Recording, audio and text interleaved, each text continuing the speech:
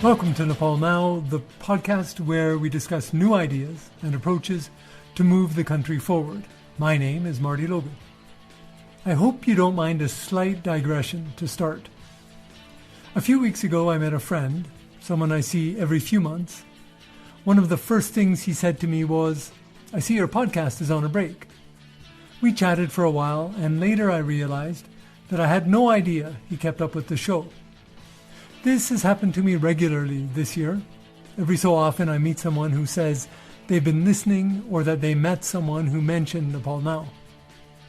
When I started the show more than 2 years ago, I imagined it becoming a viable piece of journalism, one that might generate a buzz or at least a mention among people interested in development and positive change. From what I can tell, that has not happened. I think we've gathered a small audience, like my friend above, which is relatively stable but not evidently growing. This has discouraged me, and I will admit, after musing over the future of Nepal Now regularly during the past couple of years, that I might discourage too easily. But now I also wonder if I failed to communicate clearly to you, dear listeners, my vision for the podcast. So I will say very clearly now, I'm not doing this as a hobby, but as a journalism initiative. And frankly speaking, I think that we could have and should have more listeners. But I need your help to spread the word and attract more fans. That's how we will make Nepal Now a sustainable venture. So please, share this episode with at least one other person you think would like it. You can click on the share icon, the one with the up-pointing arrow, in your podcast app, which is probably where you're listening now. On social media, it's even easier. Just share one of our posts on Twitter, Instagram, Facebook, or LinkedIn. Thanks very much. Now, on with the episode. Today, we're chatting with Sanjeev Chowdhury. He's a communicator I got to know through his Twitter account, where he posts about the food, flora, and fauna of Nepal's Terai or Plains region. Many of his tweets are about the culture of the Tharu indigenous people, who are native to the Terai or Madheshi region. Sanjeev himself is Tharu. And now, since it seems to be a day for speaking frankly, I have to tell you. When I invited Sanjeev on the show, I assumed that his social media activity was driven by Tharu nationalism or Madheshi nationalism. But after you listen to our conversation, I think you'll agree that's probably not the case. Sanjeev just wants to share the new things that he discovers on his travels. And one other confession. I put Sanjeev through the nerve-wracking experience of recording this episode in visual as well as audio format. Sure, he works in communications, so putting on a lapel mic, posing for cameras, and being told you can move your hands here but not there was nothing new to him. But it's still something he didn't sign up for when I invited him on the show. So thank you, Sanjeev. This episode will be available on the Nepal Now YouTube channel. Yes, we do have one of those. As soon as I work up the nerve to see how funny I looked on video. Please listen now to my chat with Sanjeev Chowdhury. Namaste, Marty. Thank you for inviting me to your show. I know you from Twitter. We haven't met before now, actually. So I know you from reading your tweets. And I think what really impressed me is that you're tweeting about things that not a lot of people are tweeting about. You're not focused on politics. But it's been a lot of culture, food, flora, fauna, that kind of thing, about Tharu culture, but about Madheshi culture in general, I think, the place you're from. Yeah. So I definitely want to talk about your motivation for doing that. But first of all, tell me a little bit about yourself, some background, where are you from? Thanks, Marty. So my background is completely different from what I do. So I'm a chemical engineer by training. And I did a lot of work like making cement, making beer, making noodles that people eat every day. but I started again doing something different, which I always wanted to do. So I started working as a copywriter. So I did my master's and I started writing copies for advertisements. I was doing that in Delhi, but it was really, really hard to get up the ladder, corporate ladder. You need a lot of struggle to get up there. So that's why I came back in Nepal and I started writing copies for advertisements. It was really fun to do, and yeah, not many people. They started knowing me, and I was really enjoying the job. But at the end, I thought that I should do something more. So I started doing development communications. So I have done like marketing, public relations, and then communications and knowledge management. So these are the 4 or 5 things that I do, and I really enjoy that. Wow, that's quite a journey from engineering to development communications. So you said you were working in Delhi, but you are from Nepal. Where did you grow up actually? Where were you born? So I was born in Saptari, which is in eastern part of Nepal. But just after I turned into a 1-year-old kid, I was brought to Kathmandu, and then I'm here in Kathmandu for the rest of my life. So I grew up in Baneswar area, which is called Lakhechor. It used to be like all paddy fields around that area, but right now it's only like concrete jungle. Yeah, I see that. So, right. Yeah, I mean, even I noticed that, and I've only had a connection with Kathmandu for 20 years. I noticed leaving and then coming back after 5 years, huge changes in Kathmandu. So you ended up living in Kathmandu. Did you travel back and forth? Like, did you have family that you visited, or? So we used to have holidays, winter holidays, which is called Min Pachas. So we used to have like a holiday of 50 days. So during that time, I used to go back to my village, and during the summer, sometimes I used to go back to my village. So as I said at the beginning there, I know you from Twitter. That's how I got to know about you and your work. And the fact that you're tweeting and communicating about these very unique topics, right? Food, flora, fauna, that kind of thing.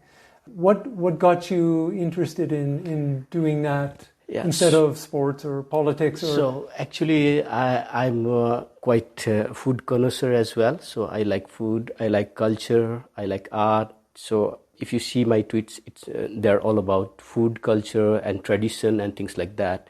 But I joined Twitter a long time ago, in around like 2006, I guess. It was as early as that, but I hadn't used Twitter much. But when I visited our Nairobi office, so Kenya, so I met with a friend who did the thing called A to G of Kenyans on Twitter. And then he started tweeting, and he came up with a book. Can you imagine? He thinks about some issues which is represented by letter A, then B and C, and then he came up with a book.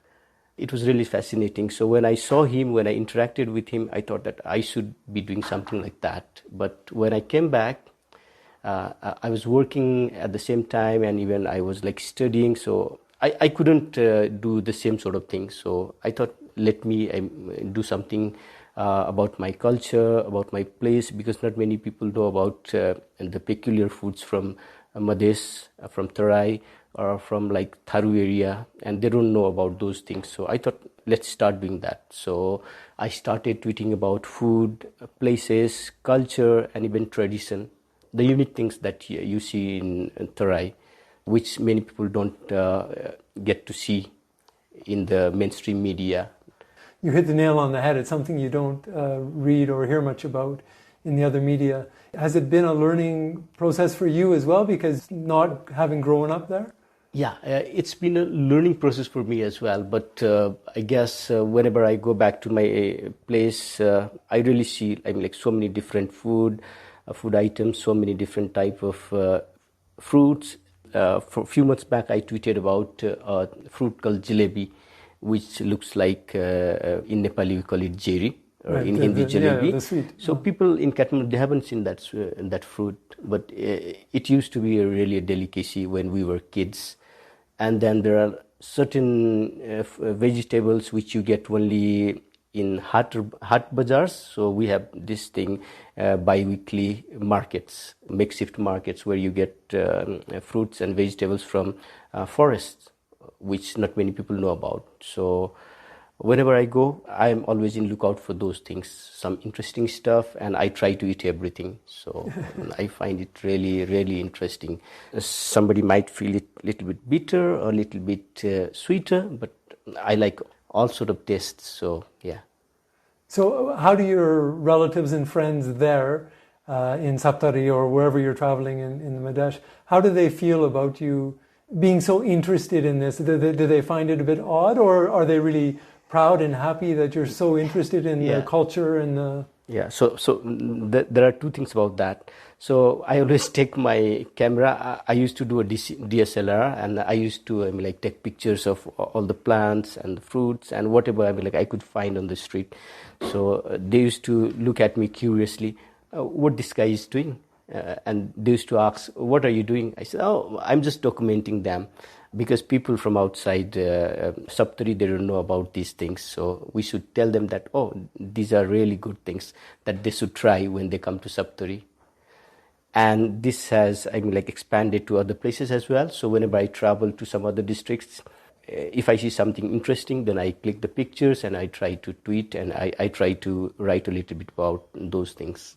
Are you thinking specifically about the Tarai area rather than the hills or the mountains? Like, do you see yourself as communicating about this particular region and culture, or it just happens you're from there? No, so I try to, that's why I have a hashtag called Everyday Nepal. So I try to do, I'm from all the areas, whether it's hill or mountains or Tarai.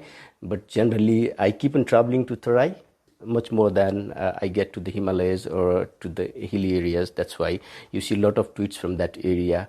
So whenever I travel to hilly areas as well, I try to get something new and I try to post it on Twitter or Instagram. But generally it's from the Tarai. And what kind of reaction are you getting from people online? Because of those tweets, I see a lot of engagement as well, and I see a lot of communication as well. So I have met with many food bloggers. We got to know each other online. So recently, I met with Laila Kazim, who is a food presenter for BBC Radio 4. And we got connected, and then she interviewed me at the Blue Dot Festival, which is organized every year in Cheshire. In the UK. So that makes the connection, and that's what keeps me ticking all the time. So whenever I post anything on the Twitter, then my friend from Jamaica, she sends a DM to me. This is really nice thing. So you're talking about people outside Nepal. How about Nepalis? As you said, people didn't know about jalebi, the fruit, right? Yeah. And I'm sure people don't know about a lot of other things that you're talking about, let alone foreigners who, of course, wouldn't know about most of these things. Do you get responses from Nepalis as well? Yeah, so the good thing is that even I won't take the names, but they're really big names in the media as well. I know them personally, so they have DM'd me and they ask me about things like that as well. So yeah, because of these tweeting these little things, I have made friends, and they're I know many people, and that really makes me happy, and that keeps me going all the time. And I get the sense talking to you that you're not driven so much by the need of, promoting your culture, but is that part of it? Like, do you see yourself as kind of, bringing the Tharu culture to wider communities in Nepal and beyond, or is it more you're just sharing the local food and flora and fauna that you know? So I just started sharing everything. I didn't want to make any connections or anything like that. I wanted to just promote the local dishes, the local fruits and vegetables or local culture.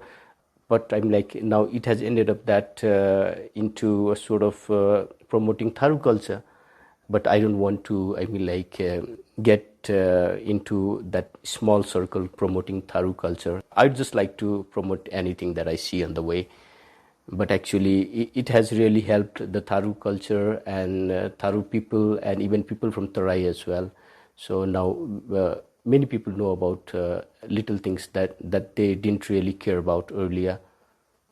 And do you think this will have a positive impact on the culture, in the sense that, people will have some more pride, maybe the fact that you're talking about it, like an outsider is coming and talking about our things, our day-to-day food and the way we live.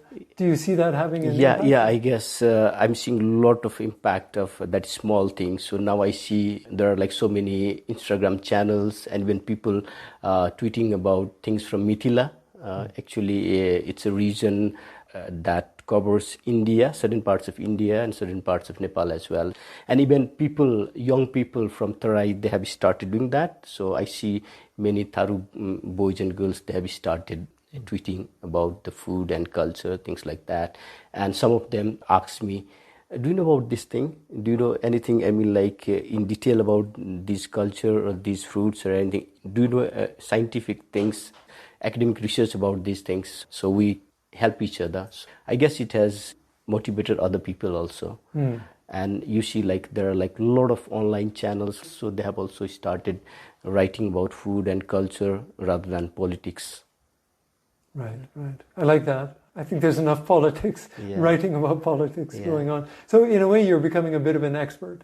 I won't say I'm an expert, but whenever because I come from that scientific background, so I try to read in detail whether if I find anything online about those items, those food and dishes or anything. So I try to search research articles related to them, so that we have the scientific base as well, rather than just talking to anybody.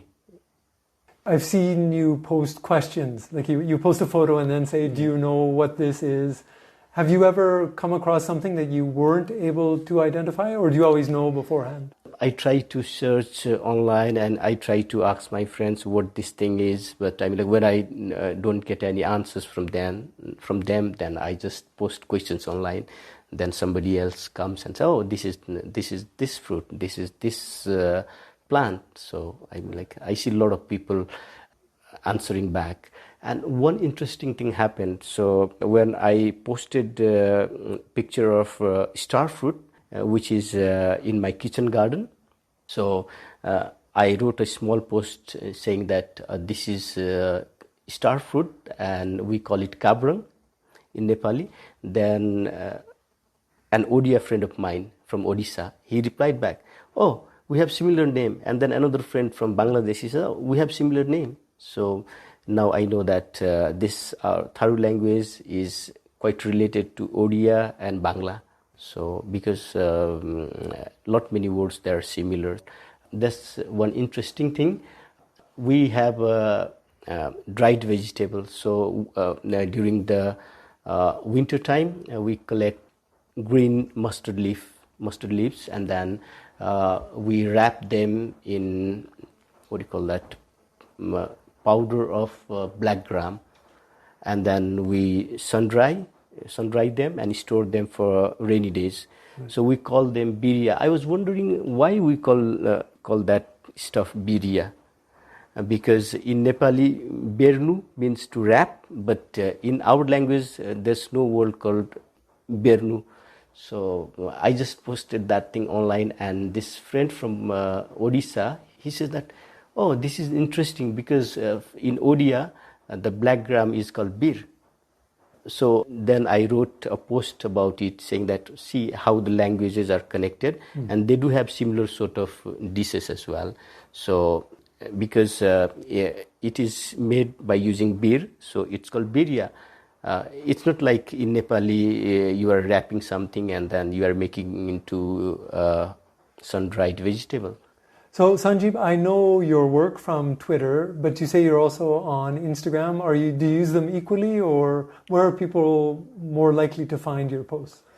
Instagram, you get to write long story as well. So I'm on Instagram as well, but I started quite late. So I started around like 2015 or 16. So I used to write long stories about all those things, because Instagram gives you that much facility to tell the whole story. But sometimes in Twitter I do the thread as well, but I really don't like to do the thread thing, because somebody ends up retweeting the last one, and then rather than retweeting the first tweet, they end up retweeting the middle one or the last one. So that's why I really like Instagram. But in Instagram you have different sort of people. So there are like a lot of young people there and people who are into photography. So you need good photography as well. So but I have stopped using DSLR, so I use my simple camera phone, and that's why I guess I don't get much engagement, but still there are a few really good followers who really talk about food, who really talk about culture, and we keep on engaging from Instagram as well. So people who want to read the long form of story, they get into Instagram. But Twitter is just like informing people about these things, and I don't have many followers, but still the followers that I have, they're like quality followers, so I really enjoy. I'm like, whenever they ask any questions or they tag me asking, Sanjeev, can you tell a little bit about this thing? Then I'm really happy to reply back to them. Yeah, I mean, that sounds quite gratifying that people are seeing you as a source of this information. So how long have you been doing it now? So I have been doing these things for I started blogging from 2006 itself.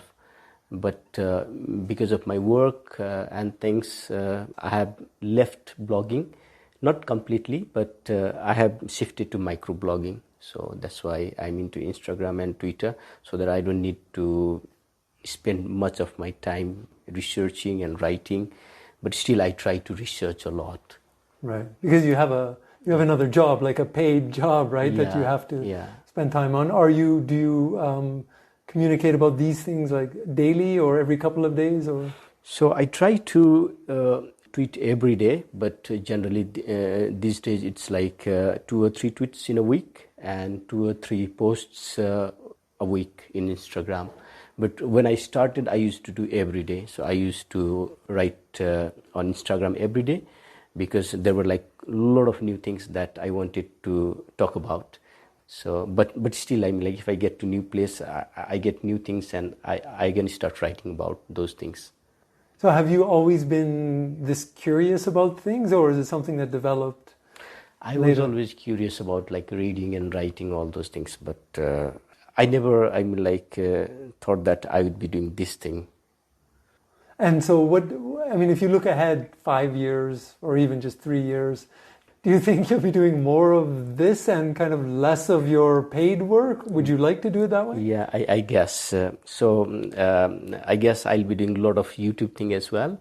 So I see now people are into visual thing rather than reading. They like seeing things. So I'll be doing a lot of YouTube and a lot of podcast as well in the future.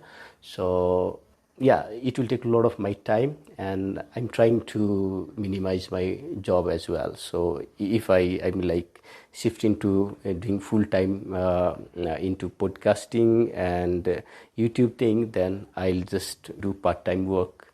That sounds like a great recipe for me. I like that idea. Yeah.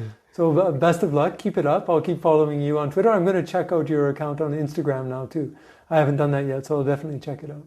Thank you, Mati. And I'll try to put more interesting things on my Instagram and on my Twitter. So you don't have to worry about it. It's already interesting. Just keep doing it. Thanks. So thanks for talking to me today. Thank you, Mati.